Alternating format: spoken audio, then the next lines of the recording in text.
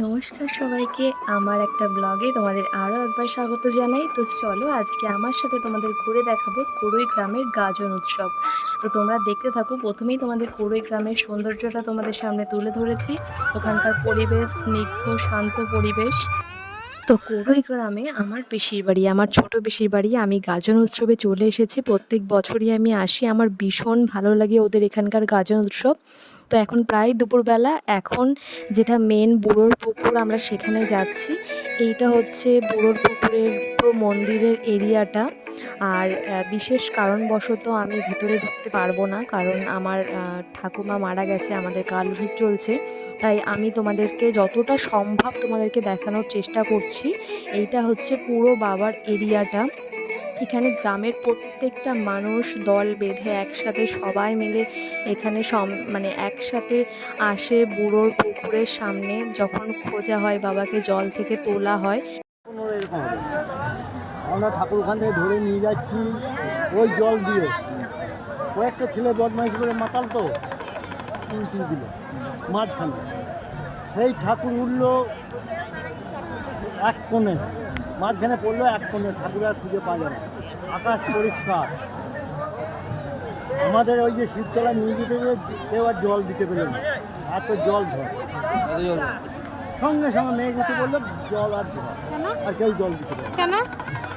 জল ঠাকুর বদমাইশগুলো জলে ফেলে দিল, উল্টি দিল। তাহলে এই জিনিস 500 বছরও বেশি এটা অনুষ্ঠানটা চলছে, আরও বেশি। এই গাজন করে গিয়েছে ধর্মদাস কুণ্ডু বলে আমাদের পাড়ায় বুড়ি। এ উঠবে ভোরে, ও 1 তারিখে থাকবে, দিয়ে রাতে জলে জলে ভরে যাত্রা শুনি। ব্যাং হয়ে লাফিয়ে পড়েছে, কি বাবা ব্যাং হয়ে তাদের কোল থেকে ব্যাং হয়ে লাফিয়ে পড়েছে, আর ধরতে পারে। শুনে নিলে বাবার বিশেষ কিছু মহিমার ঘটনা। আর এরই মাঝে একটা সুন্দর কিউট বেবি, মানে ওর নাম ডলি, ওর সাথে আমাদের দেখা হয়ে গেছিলো। আর ওকে নিয়ে আমরা ভীষণ আদর করছিলাম। তো এটা আমাদের উপরি পাওনা হয়ে গেছে। কি মিষ্টি দেখতে, দেখো আমি শেয়ার করতে চলেছি এই কুড়ুই গ্রামের বিশেষ উৎসব গাজন উৎসব, যেটাকে ঘিরে হাজার হাজার লক্ষ লক্ষ ভক্ত এখানে উপস্থিত হয়। তোমাদেরকে আমি দেখাবো কতটা পরিমাণে ভিড় হয় এখানে। বুড়ো আর বুড়ি মানে ঠাকুরকে নিয়ে এই পুরো অনুষ্ঠানটা হয়। তো তোমরা ভিডিওটা দেখতে থাকো, যে আমি সব কিছু তোমাদের ডিটেলসে বলে দেবো। প্রথমে বাবাকে জল থেকে তোলা হয়, পুকুর থেকে খুঁজে ভক্তরা নামে। আর নেমে পুকুর থেকে খুঁজে এই বাবার মূর্তিটি মানে তোলা হয় জল থেকে। তারপর বাবার যে মন্দির আছে ওখানে পুজো টুজো করা হয়, সেখানে জল ঢালা হয়। তারপর এইভাবে পাটাই করে গ্রামবাসীদের কাঁধে চেপে পুরো গ্রামের মধ্যে দিয়ে, মাঠের মধ্যে দিয়ে, পুকুরের মধ্যে দিয়ে বাবার নিজের আসনে যান। তো সেই দৃশ্য দেখার জন্য কয়েক হাজার হাজার ভক্তর এখানে উপস্থিত হন। তো তোমরা দেখতেই পাচ্ছ যে কতটা ভিড়। আর এখানকার বিশেষত্ব হচ্ছে, তোমরা দেখো যে বাবার মানে যাওয়ার রাস্তার কোনো ঠিক থাকে না। বাবার যেখান দিয়ে মন বাবার, সেখান দিয়েই বাবা যান। দেখো এই দূরে মাঠের মধ্যে দিয়ে বাবা যাচ্ছেন ভক্তদের কাঁধে চেপে। আর মাঠ দিয়ে আসার পর এবার বাবা একটা রাস্তায় উঠে তারপর একটা পুকুর পড়বে, সেই পুকুরের মধ্যে দিয়ে আসবে। আর এই সেই পুকুর যেখানে প্রতিটা সন্ন্যাসী এই পুকুর পার হয়েই তাদেরকে যেতে হবে। আর এই যে বাবার নাম করতে করতে চলেও এসেছেন। তো বাবাকে এখন পুকুরের মাঝখান দিয়ে নিয়ে যাওয়া হচ্ছে, পুকুরের ওপর দিয়ে তিনি যান স্বয়ং। আর এটা একটা পুকুর, আরও একটা পুকুর আছে, সেটাও তোমাদের সাথে শেয়ার করব। তো এই বাবার কিভাবে যান, এখানে যে মেন থাকে, মানে মূল সন্ন্যাসী যিনি থাকেন, তিনি এই পাটার উপরে উঠে বাবাকে নিয়ে বসেন। আর সারাটাক্ষণ বাবার মাথায় জল ঢালতে ঢালতে যাওয়া হয়। কোনো টাইমের জন্য জল ছাড়া দেখা যায় না, সব সময় জল ঢালতে ঢালতে যেতে হয়। গ্রামের সমস্ত গ্রামবাসীরা এই বাবার মাথায় জল ঢালে।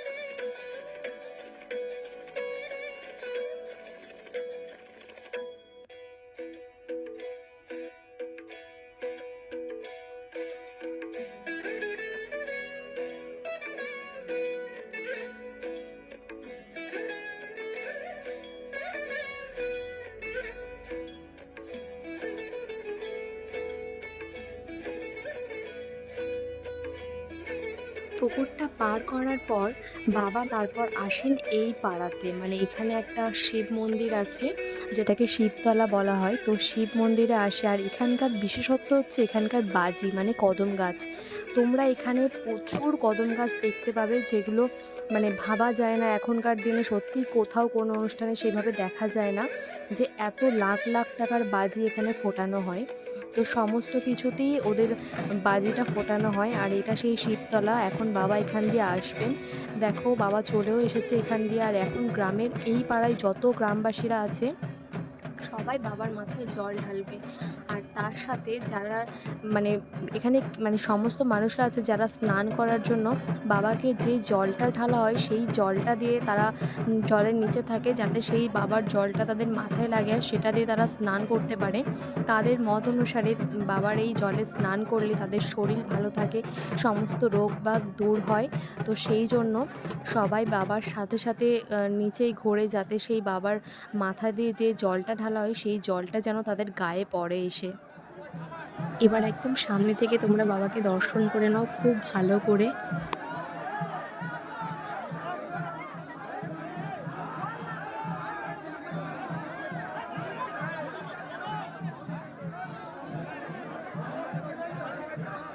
দেখো এই যে জলটা ছিটানো হচ্ছে এই জলেই সবাই স্নান করে। আর সবার এটাই ধারণা যে বাবা সবার মঙ্গল করে আর রোগ বাগ সমস্ত কিছু দূর করে সুস্থ রাখে।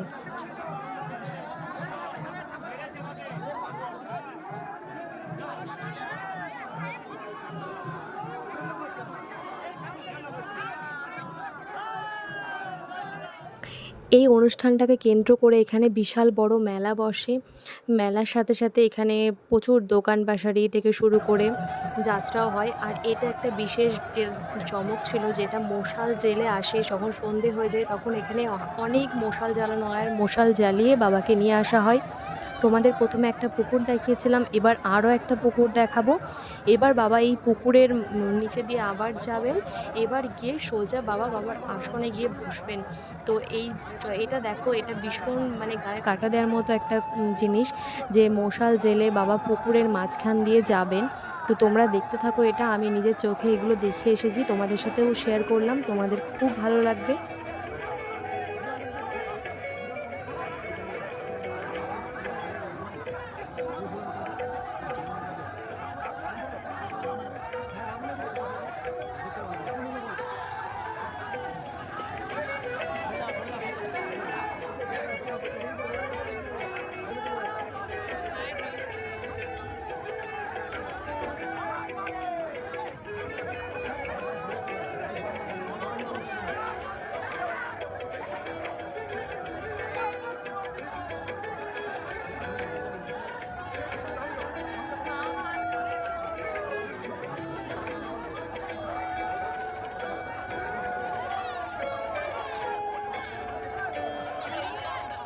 এই সেই বাবার মন্দির যেটা পূর্ব পাড়ায় অবস্থিত এই কুড়ুই গ্রামে।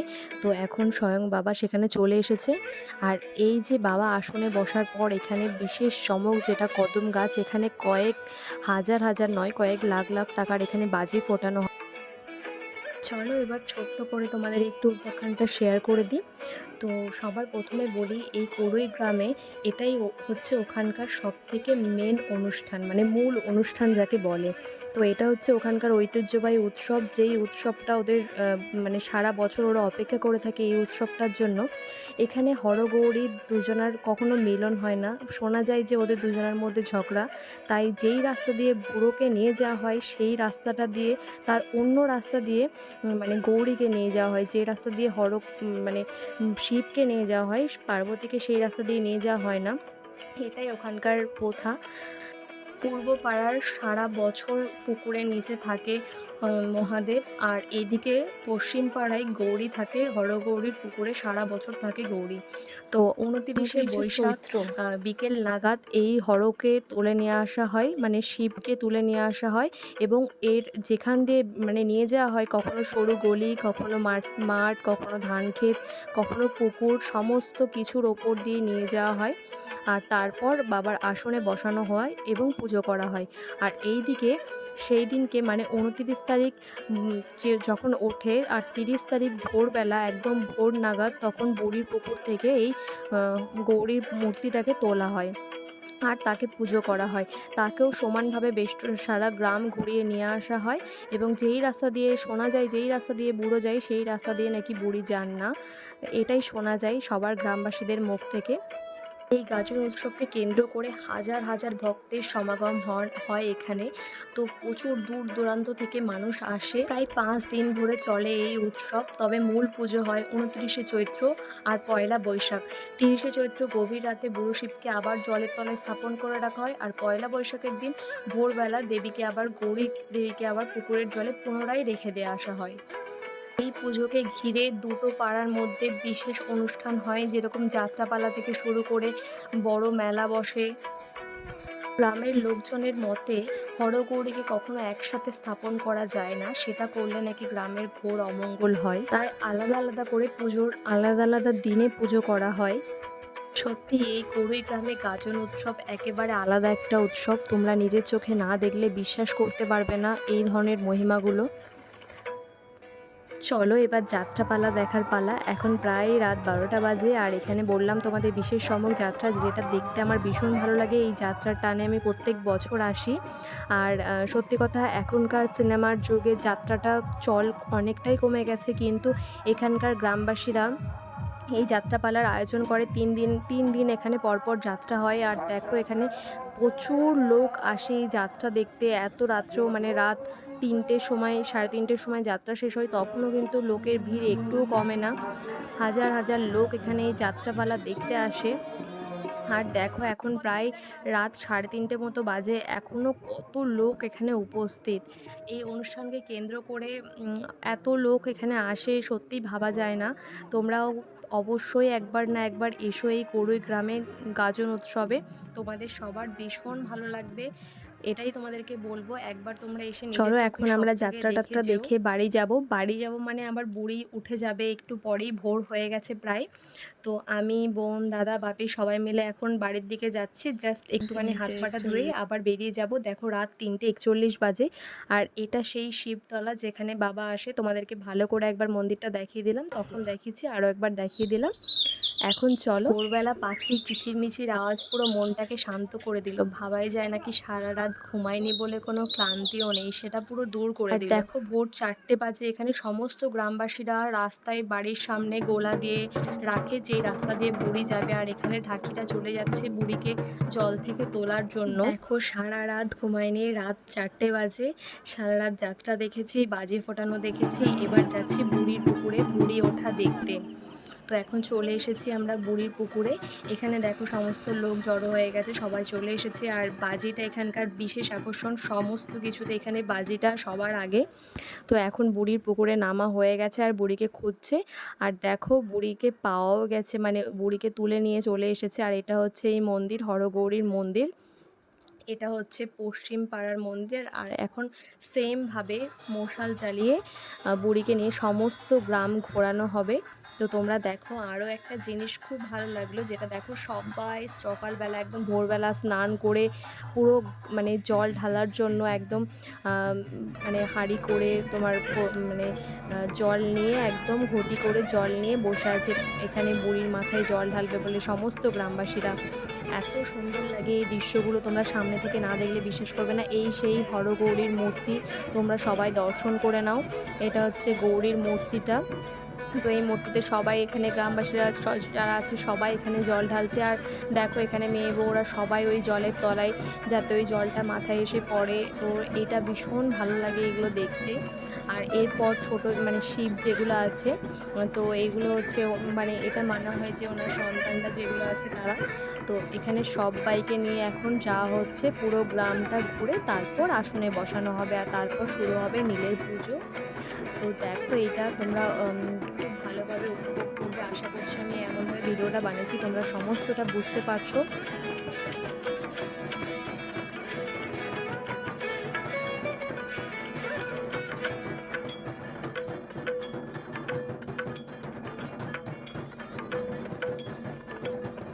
এটা আমার পিসির বাড়ির একদম সামনে, যেখান দিয়ে বুড়ি যায়, বুড়ো যায় না এই রাস্তা দিয়ে, বাট বুড়ি এখান দিয়ে একদম বাড়ির সামনে দিয়ে যায়।